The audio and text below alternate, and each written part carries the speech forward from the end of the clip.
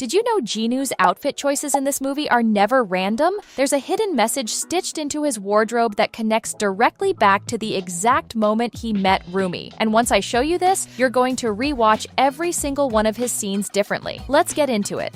Here's something most people scroll right past. When Jinu and Rumi cross paths for the very first time, look at what they're both wearing. Rumi's in her pink hoodie. Jinu, matching her energy in a pink shirt. Feels like a cute coincidence at first, right? It's not. Before I get into the wild part, quick question. If you lived inside this world for real, whose style would you steal? Rumi's soft and cozy look? Drop a flower emoji? Mira's bold streetwear? Like this video and subscribe. Zoe's the fashion icon for you? Share this video right now. Okay, here's the part that changes everything. Fast forward to when Jinu and Rumi perform Free together. His outfit is almost a carbon copy of what he wore the day they met. Same color palette, same hoodie and jacket combo. It's like he memorized that exact moment and recreated it on purpose. This isn't a style choice, it's a quiet callback to the day their connection started. These two aren't just comic relief, they're rooted in real Korean folklore. Derpy's bright blue coloring comes straight from minhwa, traditional Korean folk painting, where tigers are painted to represent both power and humor at the same time. That's basically Derpy's entire personality in one sentence: clumsy but brave.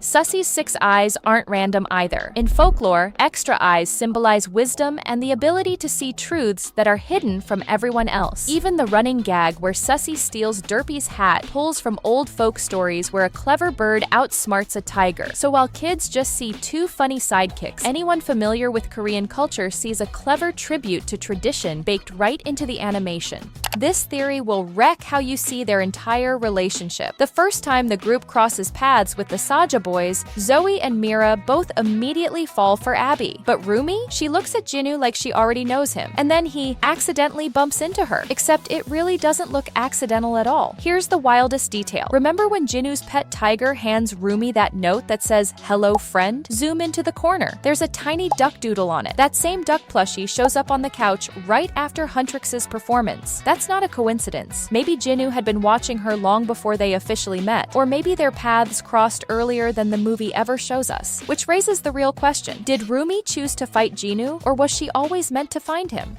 Here's a timeline glitch that's been driving fans crazy. In the morning, the Huntrix girls are rehearsing and Mira says, "The Idol Awards are tomorrow!" Later that same day, they're fighting demons on a train, still in the exact same outfits. Quick detour before the twist. If you could meet one Huntrix member in real life, who's it gonna be? Mira? Like and share. Zoe or Rumi? Drop your favorite emoji. Team Saja boys all the way? Do all 3. Now here's the part that doesn't add up. The next morning, the girls are picking their performance song and Rumi says, "But tomorrow, we can win this war." According to the timeline we just saw, that day was already supposed to be the Idol Awards. So what happened to the missing day? Did Mira lose track of time? Or is something messing with their memories? Drop your theory below. Rumi has spent her entire life hiding her demon markings. Celine drilled it into her since childhood. Never let anyone see them. That's why she's always covered up in long sleeves. But there's one moment where the animation slipped. When Rumi saves the 3 grandmothers from the demons, her arms are fully visible, and her markings are completely missing. In a scene where they should absolutely be showing, they're just gone. During the International Idol Awards, Jinu sends 2 demons to sabotage Rumi's performance. But look closely at her gold outfit in that scene. She's wearing a small star necklace. Now jump to the finale during the Saja Boys' performance. Jinu is suddenly wearing just 1 earring, shaped exactly like Rumi's star. At the start of the film, only romance and mystery wear earrings. By the end, Jinu's the one holding onto a tiny star, almost like he's keeping a piece of her with him. And here's the part that hits hardest. When Jinu sacrifices himself to save Rumi, they're both wearing matching stars in that exact moment. That's not styling, that's a symbol. Blink and you'll miss this one. During the opening plane fight, demons rip the aircraft apart trying to escape. One flies off with half the plane, 2 others tear off the wings. Except a few seconds later, in a wider shot, both wings are magically back. Damaged, sure, but definitely not torn off anymore. And it gets weirder. Half the cabin is missing at this point. There should be 0 cabin pressure. The plane should be falling out of the sky. Instead, it just keeps flying smooth and steady like nothing happened. No explanation given. This detail might finally answer a question fans have been asking for months. When Rumi releases their new song Golden, the music video flashes through Huntrix's backstories. Pause it the moment Zoe appears. The background is split into two halves. One side represents Korea, the other represents America. Zoe stands in the middle, with a hand from each side pulling her in opposite directions. Zoom in. The hand pulling toward the American side looks distinctly male. The hand pulling toward the Korean side looks distinctly female. That's not a random animation choice. It's telling us her father is American and her mother is Korean. Here's the part that seals it. At one point in the frame, Zoe lets go of one hand, the American one. She chose to stay. She chose Korea. And that single choice is what eventually led her straight to Huntrix.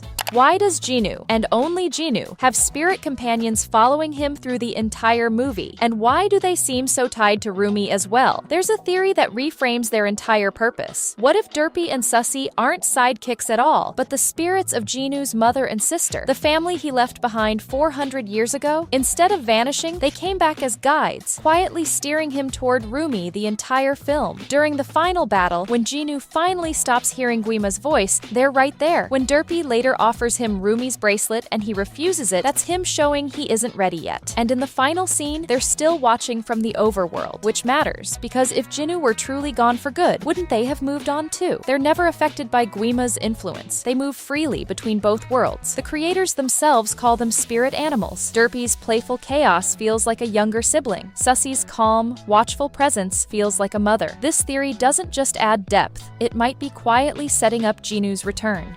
At the fan signing event, there's a girl in glasses wearing a shirt that says Rujinu, clearly shipping Jinu and Rumi. She seems like just another background fan. Quick question before the sad part hits. If you had one day in this world, who would you be? Zoe? Drop a crown. Rumi? Like and subscribe. Mira? Share this video. Here's the gut punch. Near the end of the film, that exact same girl shows up at a convenience store. A demon sneaks up behind her to take her soul. As it happens, she drops a Saja Boys soda. The label reads 1000% you, which might actually be the quiet explanation behind their lyric, I drink up, you're my soda pop, my little soda.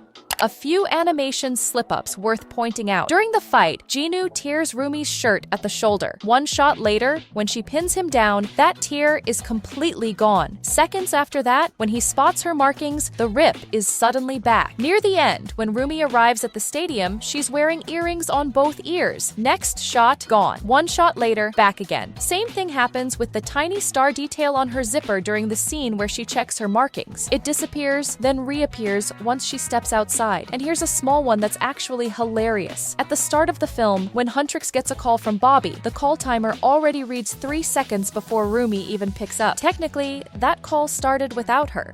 We know Guimma controls every demon and can speak into their heads. Humans can hear him too, especially when they're vulnerable, which is exactly what happens to Zoe and Mira. But Guimma admits something important. He has zero control over Rumi. She's never heard his voice. That doesn't mean he couldn't hear hers. When Rumi loses her voice, she's alone on a rooftop asking, How am I supposed to fix the world?